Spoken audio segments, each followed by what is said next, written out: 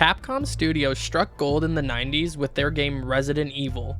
The game was a new take on horror video games at the time and is widely regarded as one of the pioneers of the survival horror genre, along with other titles like Silent Hill. The franchise sparked many sequels, prequels, and spin-offs, with some good, some bad, that have enriched the gaming industry forever. Today, we still see the effects of Resident Evil's legacy, and Capcom again proved this with the topic of today's video, the 2019 remake of Resident Evil 2.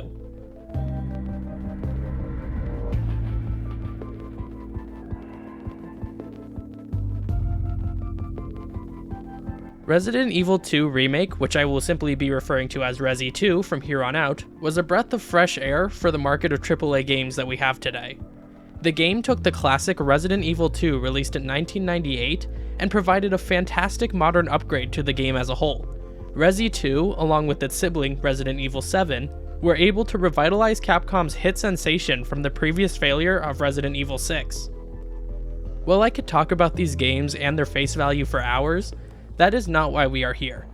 I want to deep dive into Resi 2 and how it works with and against our own psychology. I'm Sleepy Tonka, your host and charming narrator, and let's take this journey to understand what makes Resi 2 work.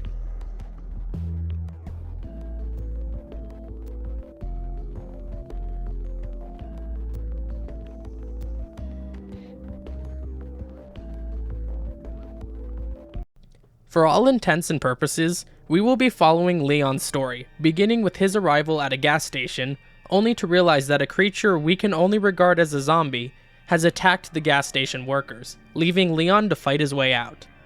He fights through the store where he runs into Claire Redfield, who has arrived in Raccoon City for her own reasons. The two fight through the streets, getting separated, and leaving Leon alone after arriving at the Raccoon City Police Department. Resi 2 fully starts, leaving our protagonist to explore the police station. This intro does a phenomenal job of striking fear and tension into our minds. The game throws us straight into the chaos, immediately triggering fight or flight instincts. On top of that, these zombies do not go down easily, leaving flight to be the only option. And because of this, our adrenaline is pumping, and we do our best to run for our lives to safety in the form of the police station. Upon first entering the police station, the lobby is what is considered to be a safe room. These areas are completely free from enemies, contain important items, and allow the player to save. And they also provide a space to catch your breath as we try to get our bearings straight during the chaos we just stumbled through. The first biggest thing Resi 2 does is provide feelings of hope. Safe rooms are just one sign of this feeling. Leon, our protagonist, is a new rookie cop, and thus his skills and training give us, the player, hope that we will make it out alive. Our first clue in the police department are drawings from a cop we find, who is ultimately torn to shreds, which detail an escape route through the underground passage of the police station, with this ultimately being the main goal of Act 1.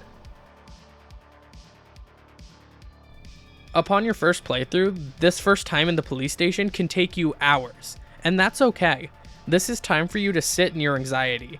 Each new corner becomes a new environment with new challenges, which causes us, the player, to feel a stronger sense of fear, as we never know what is lurking, waiting for us. Each new room we encounter is another group of zombies, another puzzle, another secret to be discovered, as well as many, and I mean many, scares. I have played through this game so many times, and a few moments will always make me jump in my seat if I am not prepared. While exploring the police station, zombies and other enemies are around every corner, and require so many shots to put down.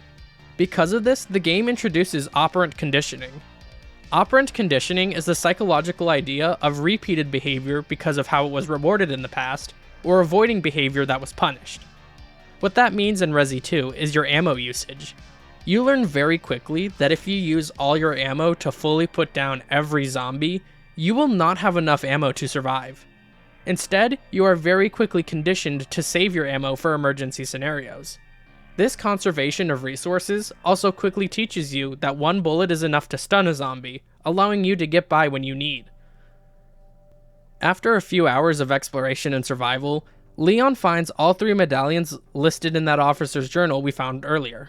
giving us the chance to escape through the underground parking lot. This new area is once again a new, anxiety-inducing environment, and unfortunately, you aren't alone down here. As we make our way through the passage, we see and hear something big and horrific stumbling through the catwalk above us.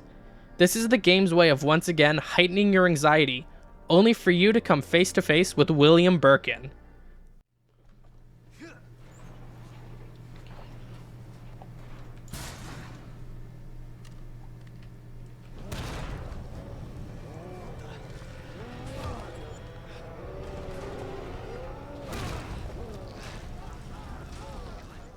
Birkin is the first boss fight of Resi 2 and a test of what you learned inside the police station.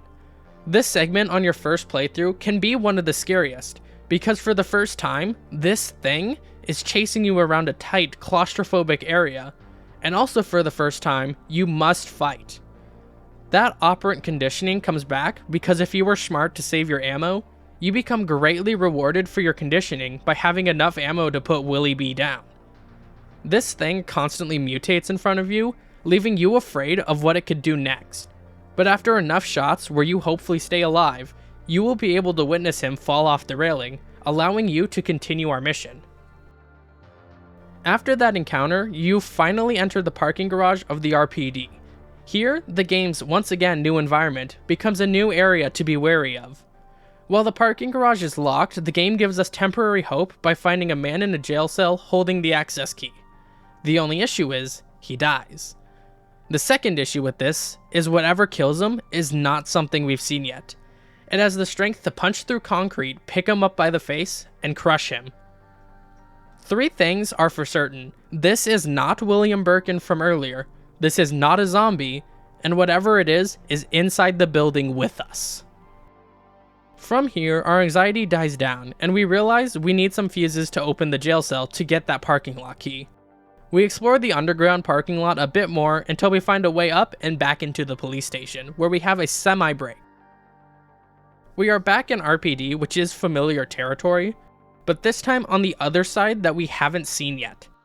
Though these rooms and hallways are new, the RPD is something we have seen before and know how to handle. Moving through this new wing of the RPD, we find a way to put out a fire caused by a helicopter crash and re-enter the main part of the building, where we come face to face with the Tyrant.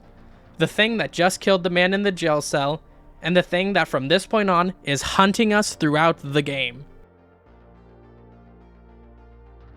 While the RPD has been familiar territory, the game throws in a new aspect of a hunter where we are the hunted.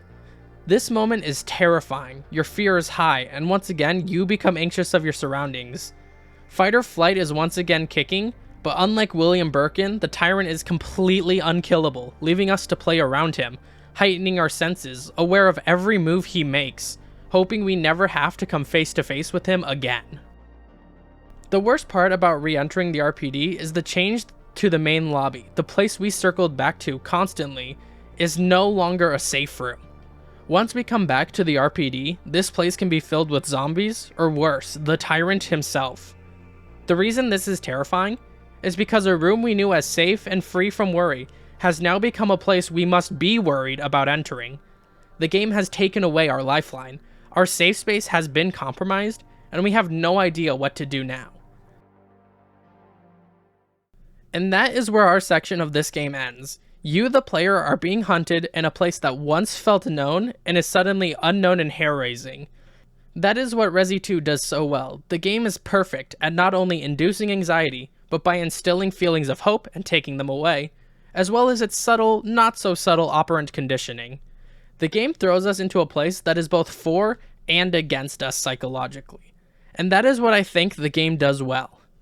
Once again, I'm Sleepy Tonka, and thanks for watching.